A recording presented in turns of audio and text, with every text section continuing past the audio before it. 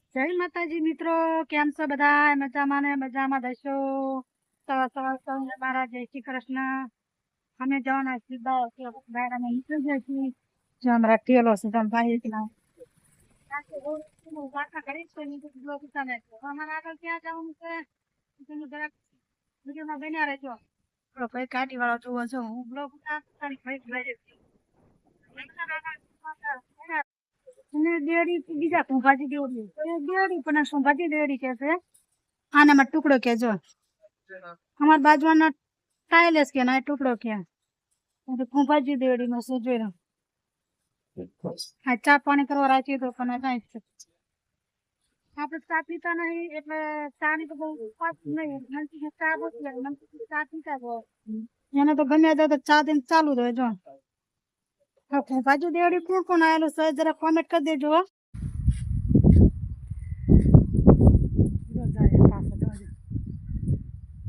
Finally મિત્રો અમે તો ઝાડવા દાદા આવી ગયા છીએ. જો આ છે ઝાડવા દાદાનું મંદિર પણ ક્યાં રાવણા અને વાસાવડની વચમાં આવ્યું છે. અમે તો કહ્યું ને આવી છીએ પણ બાધા અમે કરવા આવ્યા હતા બાધા તો ઉતારીને છીએ પણ બ્લોગ થોડોક ઉતારવાનો બાકી હતો એટલે બ્લોગ ઉતારી દાદાનું એટલે આપણું તો ભાણું તો રહે ને દાદાનું. જો અહીં તો કોઈ મંદિર તો નથી પણ ખાલી ઝાડવા દાદા તરીકે ઓળખાવવામાં આવે છે કારણ કે આપણે તો કોઈ આવ્યા નથી આજ પહેલી વાર આવ્યા છીએ. ઓર મેં બાધા રાખી હતી હાલતી ગાડીમાં તે ઓણ બાધા કરવા આવ્યા છીએ કારણ કે પોર અમે તો ઘરેથી વળ્યા હતા એટલે આ દાદાની બાધા રાખી દીધી કારણ કે મને કાનની રસી આવતી હતી ને એટલે મેં બાધા રાખી હતી પણ એ તો બધું સોલ્યુશન થઈ ગયું મટીએ જઈ તો એટલે આપણે બાધા તો ઉતારવી જ પડે ને. હવે તમને મંદિર બતાવો દાદાનું મંદિર નથી ઝાડવું જ છે ખાલી એટલે ઝાડવા દાદા તરીકે ઓળખાય છે. હાલો તમને ઝાડવા દાદાનું દર્શન કરાવું. જો આ છે ઝાડવા દાદા સર મંદિર તો કાંઈ છે નહીં ખાલી ઝાડવા દાદા જ છે. જો આ મેં સરી થોડીક વધેર્યું વણ તો લીલું ઝાડ પર તો હૂકું હતું અમે ઉનાળામાં આવ્યા ના તો હૂકું હતું અત્યારે લીલું ઝાડ છે. ઝાડ તો ન કહેવાય ઝાડવા દાદા કહેવાય થઈ જાય બોલવામાં થોડીક. જો અને અહીંયા પણ છે દાદા જો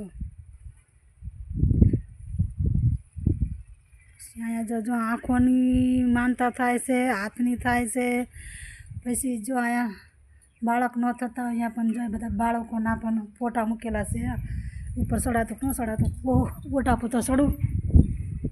જો આટલું તો હાથ છે દાદાનું બાળકોના ફોટા છે બધા આ ફોટા જ છે. જો અહીંયા ખાટલો પણ છે ખાટલા પણ ચડાવતા લાગા આપણને ખબર તો નહીં પહેલ વહેલા આવ્યા છીએ એટલે બહુ માહિતી તો નહીં પણ તો આ બધું વિડીયો તો ઉતારું ને.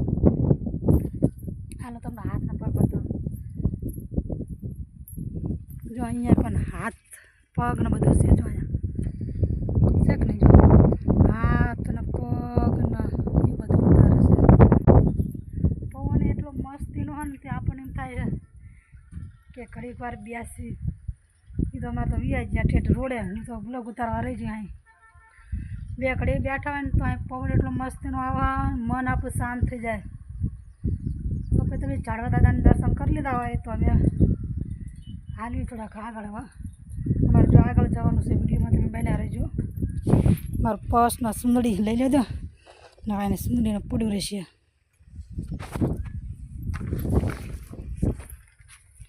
આવું કંઈક છે મંદિર ચંપલ મારા તો આવી રહેજો.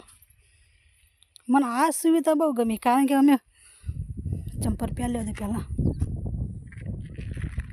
કારણ કે અમે જો પોરા ને આ સુવિધા નથી આ ખેતર હતું હું ખેતર કરી જો આખું મંદિર બતા દઉં. જો જો ઝાડવા દાદા બધાની મનોકામના પૂરી કરજો બધા દુઃખ દૂર કરજો બધાના હાટા હું પજા લાગી લો.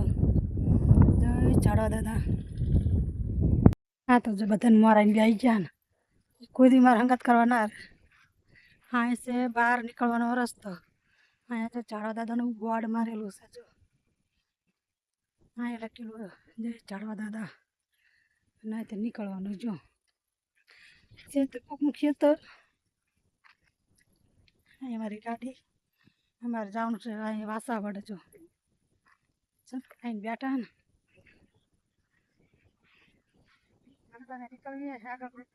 ઝાડવા દાદા અહીંયા નીકળ્યા પછી માથે સુંદરી અને ચશ્મા પહેરીને બેસી ગયા ગાડીમાં, કારણ કે આમાં પવન આવે એટલે આપણને આંખમાં પવન ન આવે અને કાંકરી પણ ન ઉડે, એટલા માટે સુંદરી બાંધી દીધી. અને હા, વાસાવડનો રોડ તો એટલો ખરાબ છે ને, રાવણાથી ને વાસાવડ પૂગવું બહુ અઘરી વાત છે. તમને પછી બાય બાય કહી દઉં ને. અને હા, આ રોડ ઉપર અમે 10 વર્ષથી આવી છીએ, પણ આ રોડ હજુ સારો થયો જ નથી. હવે આ વર્ષે લોકોએ કપસા નાખીને ભરતી કરી છે. હવે વાસાવડના હાઈવે ઉપર ચડી જાય, ગમે એટલી ગાડી ફૂલ હાલે ને તો પેટમાં પાણી ન હલે. અને હા, બધા મશીન જોઈને તમને ખબર પડી ગઈ છે કે આ કઈ સિટી આવી છે. ફાઇનલી મિત્રો, અમે દર્શન પહોંચી ગયા છીએ. આ રોડ રાજકોટ છે અને આ રોડ જાય ચોટીલા. અમારે જવાનું છે, કારણ કે અમને લાગી કે ભૂખ એટલે તો અહીંયા જમવા રોકાણા છે. મનસુખ તો અંદર હવે આવી જશે જમવા.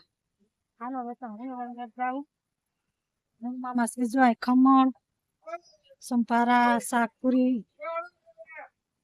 મનસુખ અમે બે ગયા વાંધા જમવા જાવ. ચાલુ કરી નાખ્યું ભાણું લઈને.